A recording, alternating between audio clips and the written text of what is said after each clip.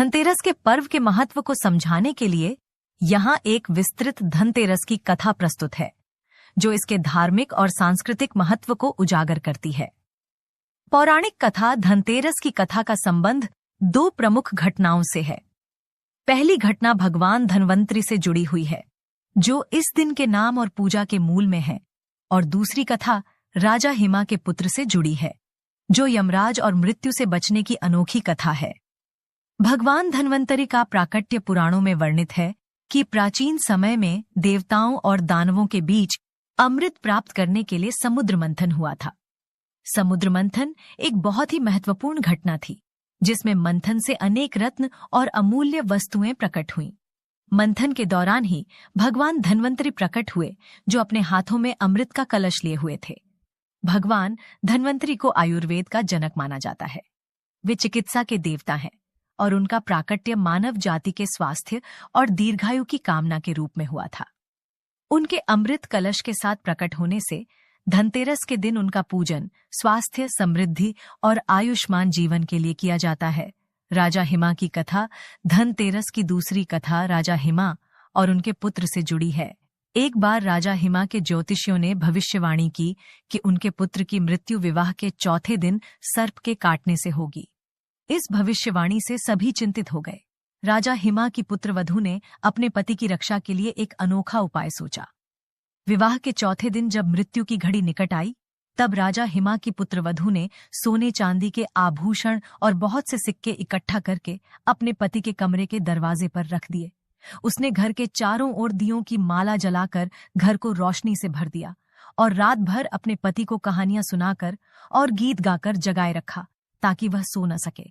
रात के समय यमराज सर्प के रूप में राजा हिमा के पुत्र की जान लेने आए, लेकिन जब वे उस कमरे के दरवाजे पर पहुंचे तो सोने चांदी के आभूषणों और जलते हुए दीपकों की चकाचौंध से उनकी आंखें चौंधिया गईं।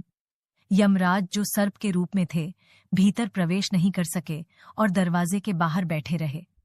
पूरी रात बीत गई और सुबह होते ही यमराज वापस लौट गए। इस प्रकार राजा हिमा के पुत्र की मृत्यु टल गई और वह जीवित रहा।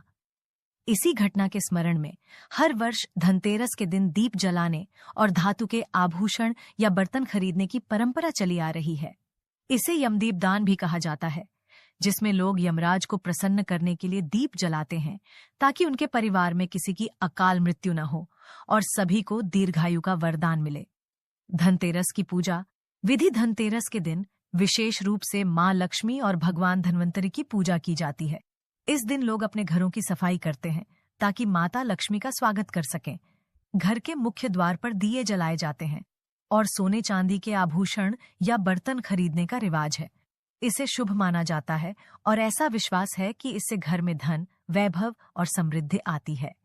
धनतेरस की पूजा के समय मां लक्ष्मी को प्रसन्न करने के लिए विशेष रूप से निम्नलिखित उपाय किए जाते हैं। धन्वंतरि पूजा। भगवान धन्वंतरि को पीतल या अन्य धातु के बर्तन में जल, फूल और अन्य पूजन सामग्री अर्पित की जाती है। धन और आभूषणों की पूजा। इस दिन घर में नई वस्तुएं या आभूषण खरीदने की परंपरा है। इसे घर में शुभता लाने वाला माना जाता है। दीप जलाना। यमराज की प्रसन्नता के लिए और घर में सुख शांति बनाए रखने के लिए दीप जलाए जाते हैं। धनतेरस के दिन खरीदारी का महत्व। धनतेरस के दिन खरीदारी करना अत्यंत शुभ माना जाता है। लोग इस दिन विशेष रूप से सोने, चांदी और अन्य धातुओं से बने आभूषण, बर्तन या नई वस्तुएं खरीदते हैं। यह मान्यता है कि इससे धन का आगमन होता है और साल भर घर में सुख समृद्धि बनी रहती है। साथ ही इस दिन खरीदी गई वस्तुएं लंबे समय तक टिकाऊ और लाभकारी होती हैं। धनतेरस न केवल धार्मिक महत्व रखता है, बल्कि यह भारतीय समाज में आर्थिक समृद्धि और व्यापार के दृष्टिकोण से भी महत्वपूर्ण है। यह दिन बाजारों में खरीदारी का प्रमुख अवसर होता है और लोग अपने घरों में नई वस्तुएं लाकर देवी लक्ष्मी का स्वागत करते हैं। समापन धनतेरस की कथा हमें न केवल धार्मिक आस्था से जोड़ती है, बल्कि जीवन में धन और स्वास्थ्य के महत्व को भी उजागर करती है।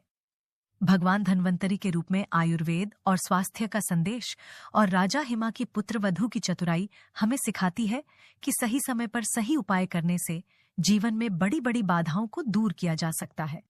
धनतेरस का त्योहार हमें यह भी सिखाता है कि संपत्ति और स्वास्थ्य दोनों ही जीवन में आवश्यक हैं और इनकी प्राप्ति के लिए हमें देवी लक्ष्मी और भगवान धन्वंतरी का आशीर्वाद प्राप्त करने के साथ साथ स्वयं भी अपने जीवन में सतर्क और सजग रहना चाहिए।